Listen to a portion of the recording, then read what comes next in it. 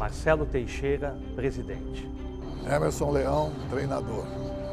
Robert, meio-campo. Valmir Lopes, assessor de imprensa. E partiu Robinho.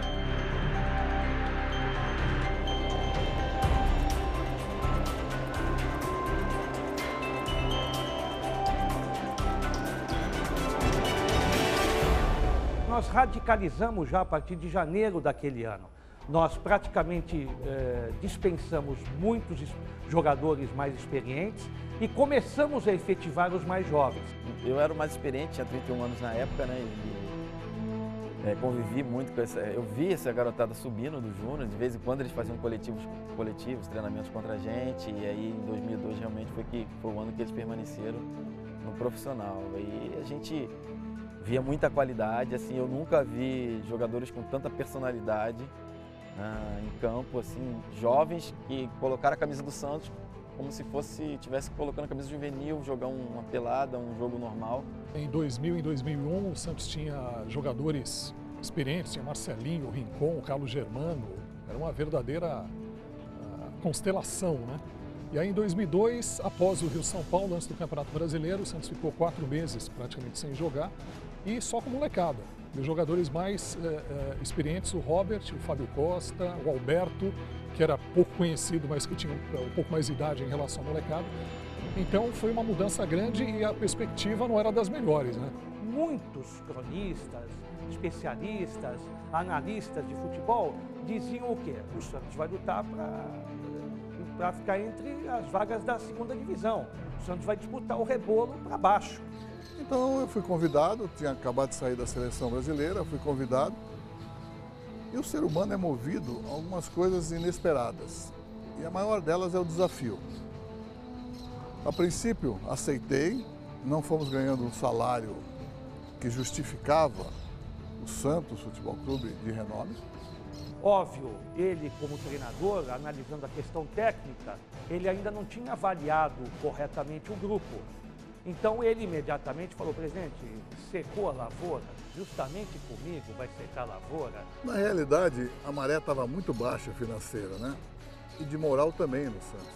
Em 2002 eu já tinha 6 anos em clube, passei por alguns momentos complicados do time, né? De campanhas ruins, de fases complicadas em que as notícias sempre eram negativas. A gente chegou a ter invasão de torcida no vestiário aqui da Vila Belmiro, em treino no CT.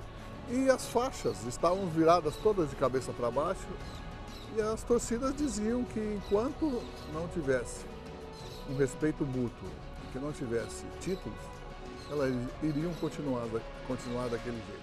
Só ouvi o quê? Viúva do Pelé. Viúva do Pelé. Aí você ia para que bancada? 1, 2, 3, 4, até 18. Aí, Pelé parou, o Santos acabou. Aquilo enchia o saco, né?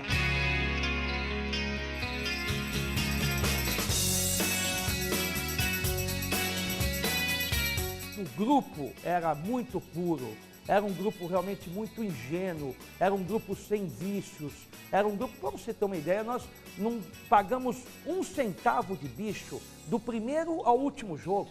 O maior bicho era o sorriso da torcida e o sorriso dos meninos. E a garotada fazia muito estripulia. Tinha alguns que chegavam para treinar de bicicleta. Tinha outros, malandrinhos, que estavam começando, né? Chegavam de sinal de dedo, aí eu comecei a ensinar o que era profissionalismo. Era um paizão realmente que tinha que controlar. Ele era um cara certo naquela época, naquele ano, porque realmente eram muitos jovens, muitos garotos assim, e realmente ele tinha que estar em cima, senão não ia dar certo. Eu não diria que era uma família Leão, mas era uma família santista. Eu estava participando e convivendo e entrosando com essa família. Diziam que o Renato Elano, a psicóloga, disse que não podia jogar. Falei, no time dela, no meu joga. O Alex, dispensado, num dia, passou por mim, eu perguntei quem era, nem sabia. Um baita de um negraço daquele. Vem amanhã treinar aqui no profissional. Ele ficou alegre.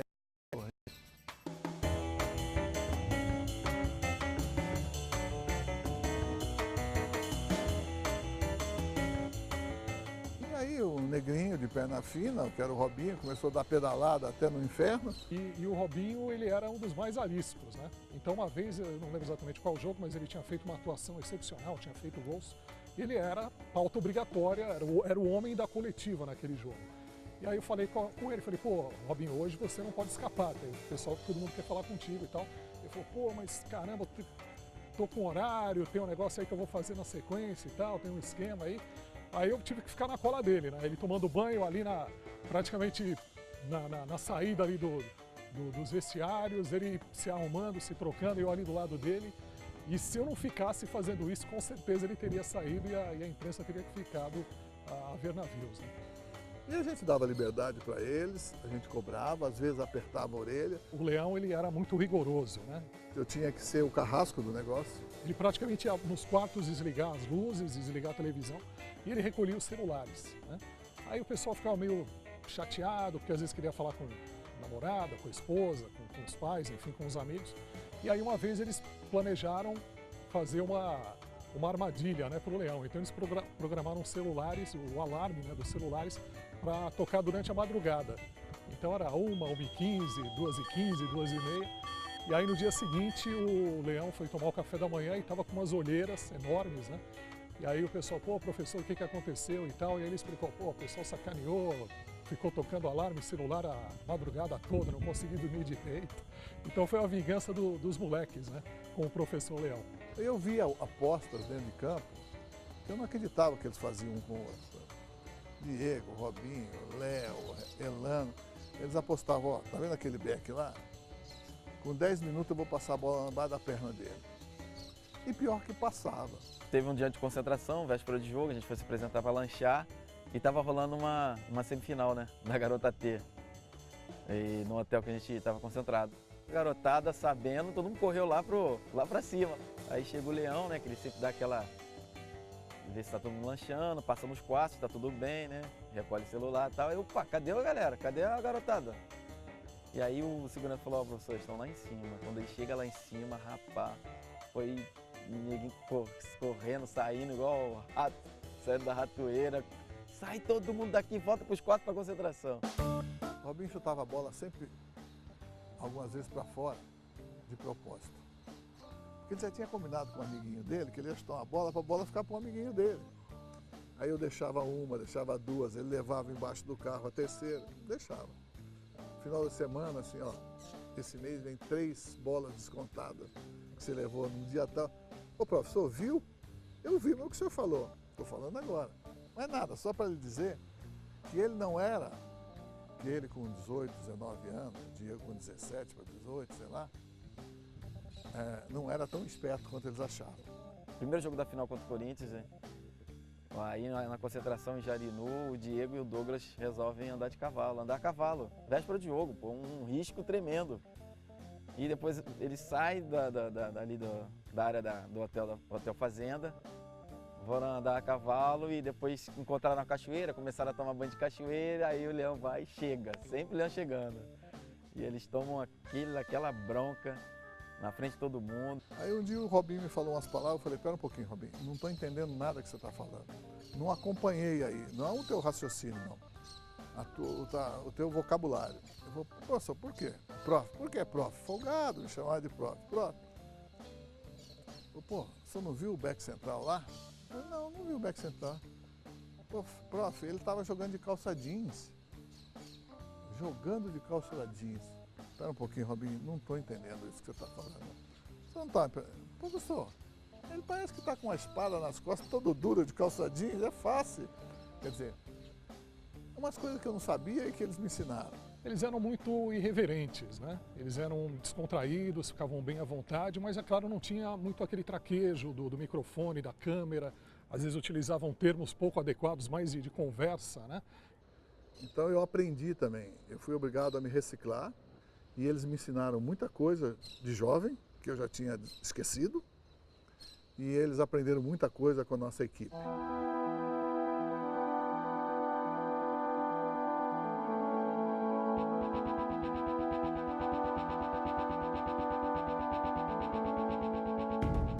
O teste maior foi a partida com o Corinthians na Vila.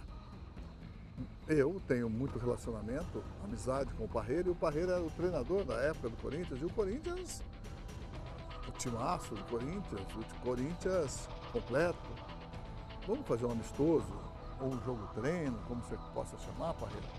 Eu só exijo uma coisa, que tem que ser dentro da Vila Belmiro, para eu ver o comportamento dos meus jogadores dentro da Vila Belmiro e com a torcida. O Santos não joga 3 meses, você vai querer fazer um teste de luxo.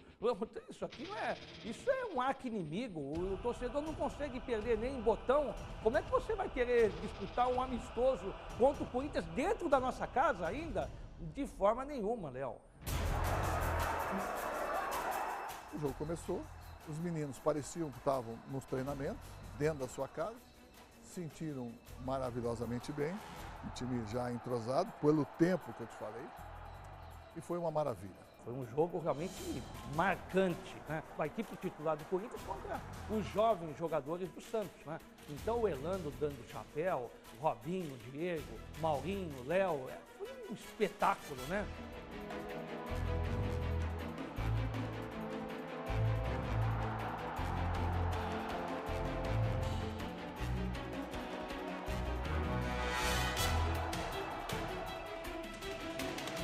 Aí ele falou para mim, eu não quero mais jogador.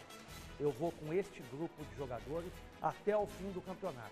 Eu tenho convicção, confiança que o Santos vai muito bem no campeonato com este grupo de jogadores.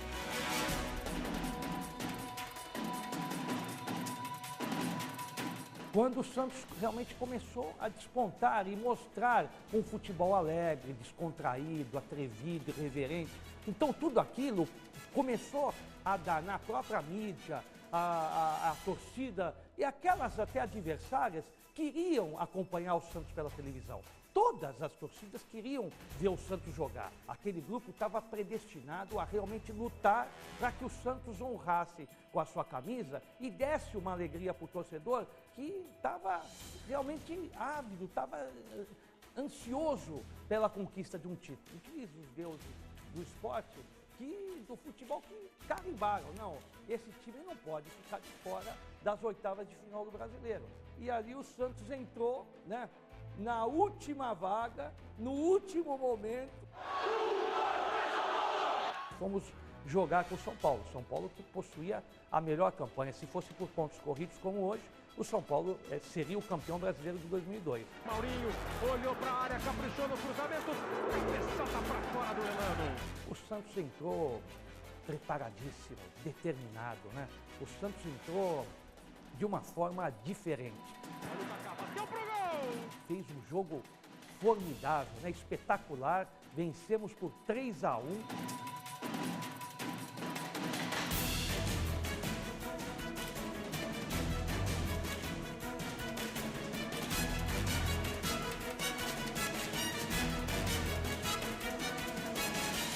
E levamos, obviamente, a partida decisiva para o Morumbi.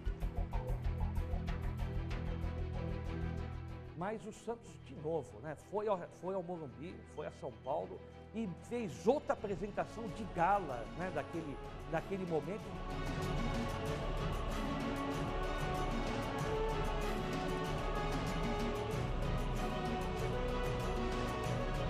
Despachou o favorito em 2 vitórias maravilhosas, históricas, né?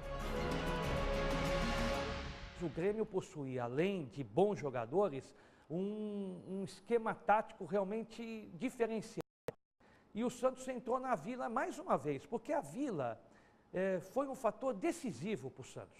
Alguns diziam assim, o Santos joga por 2 resultados iguais, mas joga a primeira na Vila. Mas a primeira na Vila sempre foi decisiva.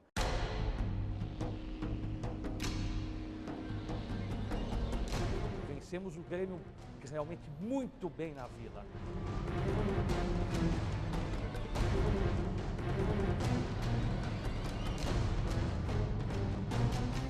E aí fomos ao Sul.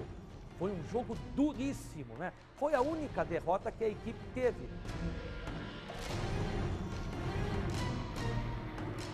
Nós não tínhamos medo de atacar.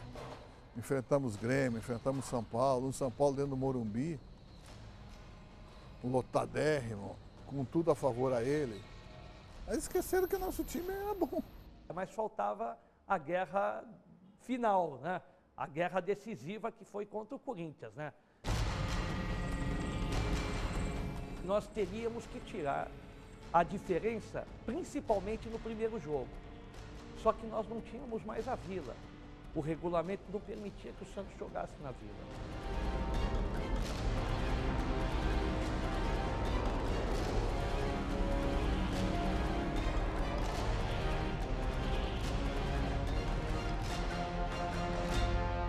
Tirou a diferença do adversário e com propriedade foi a decisão do campeonato.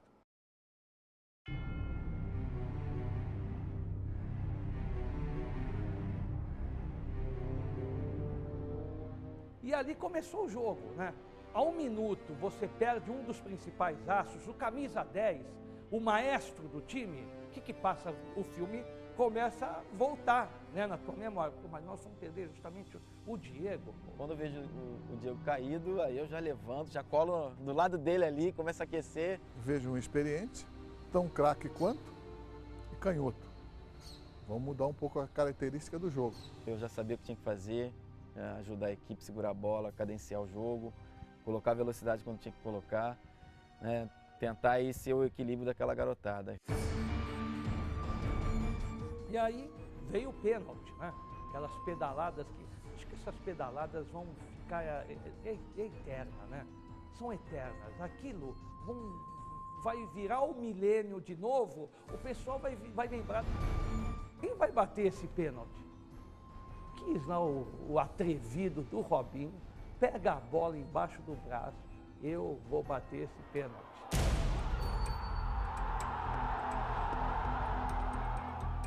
Nós tivemos aos 30 minutos o empate, né? Cerca de 30 minutos o empate do Corinthians, né?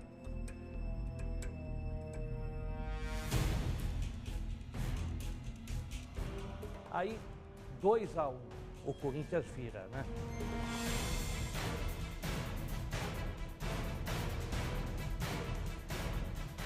Ah, não é possível, 2-1, 3-1, igualava ao resultado do primeiro jogo, né, nos 2 gols de diferença, e dava o título ao Corinthians, né? O Corinthians, ele foi com tudo, né, para decidir o jogo.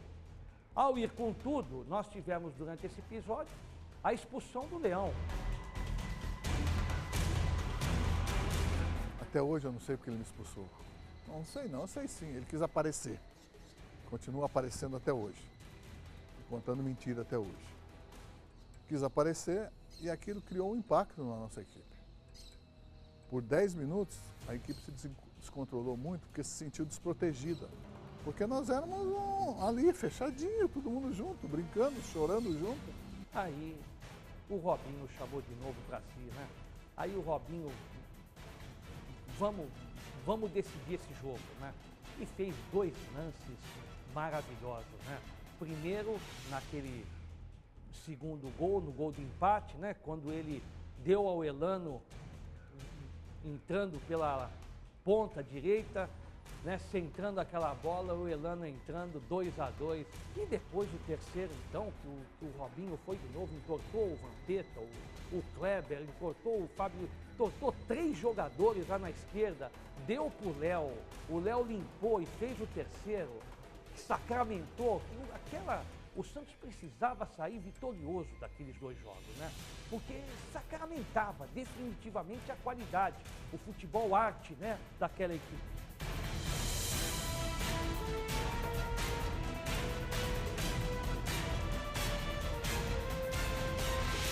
O título foi altamente merecido e confirmou que nós sabíamos bailar e aceitamos bem o convite.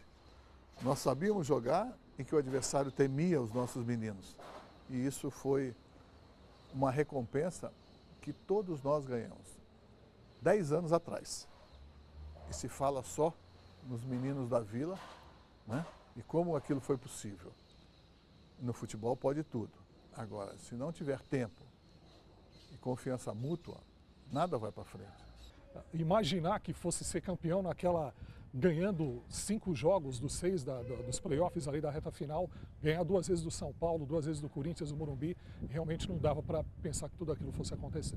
Nunca tinha visto aquilo. A Praça da Independência, com aquele número de torcedores, desde a Orla da Praia até praticamente a Azevedo Sodré, ali a Galeão Carvalho, é um mundo de gente, um mundo de torcedores. O caminhão do Corpo de Bombeiros, ele mexia de uma forma que eu nunca tinha visto aquilo. Foi realmente um título inesquecível da história do Santos e da memória do torcedor santista. Foi contrário às tradições do futebol, que jovem não ganha título. No ano seguinte, nós tivemos 9 jogadores na seleção olímpica, 9 jogadores do Santos na seleção olímpica. Isso representa o potencial técnico do grupo de 2002. Tudo que aconteceu e vem acontecendo no Santos é fruto da segunda geração dos meninos do Santos, dos meninos da Vila. Eu diria que hoje não tem uma terceira geração. Tem um craque chamado Neymar. Naquele time não. Aquele time tinha alguns craques e uma equipe maravilhosa. Coadjuvantes espetaculares. Marcar a história do Santos com o título brasileiro em cima do maior rival do Santos, para mim foi espetacular e inesquecível. Mesmo o mais otimista dos santistas não poderia imaginar que o Santos conseguiria aquele título, né? Eu considero o brasileiro de 2002 o mais importante do novo milênio. Eu considero o brasileiro de 2002 o mais importante pós-era Pelé. Por tudo que eu passei no Santos, né? Aquela época de 95, aquela frustração de perder uma final de brasileiro, ver o sofrimento do torcedor e do próprio grupo que eu participei e realmente estava entalado na garganta. Então, para mim foi especialíssimo. Eu tenho saudade, sim. Tenho saudade, tenho boas lembranças, mas tenho o maior dos reconhecimentos, que a maioria deles me ligam até hoje e a gente interliga de uma maneira bem legal. Eu queria presentear meu pai, né? Meu pai tinha sido o último campeão paulista de 84. Ao ser campeão paulista, o Santos ficou um longo tempo, um jejum, sem títulos. Então meu pai tinha sido campeão paulista de 84 contra o Corinthians e mais uma vez o destino me pôs o Corinthians na minha vida, na vida da minha família. Então eu falei, puxa vida, eu queria tanto um paulista para ficar muito próximo do meu pai. E agora eu tenho um campeonato brasileiro de futebol, né? Eu tenho a maior disputa do país contra um adversário realmente tradicional. E ao pegar aquela faixa, que não era uma faixa dessa aqui tão bonita, né? Não era uma faixa tão luxuosa, mas era uma faixa daqueles de camelô, mesmo que eu tinha conseguido no campo. E aí eu peguei aquela faixa e falei assim, essa faixa é sua, pai. Pega aquela, é de direito realmente de um presidente campeão. Essa faixa é sua.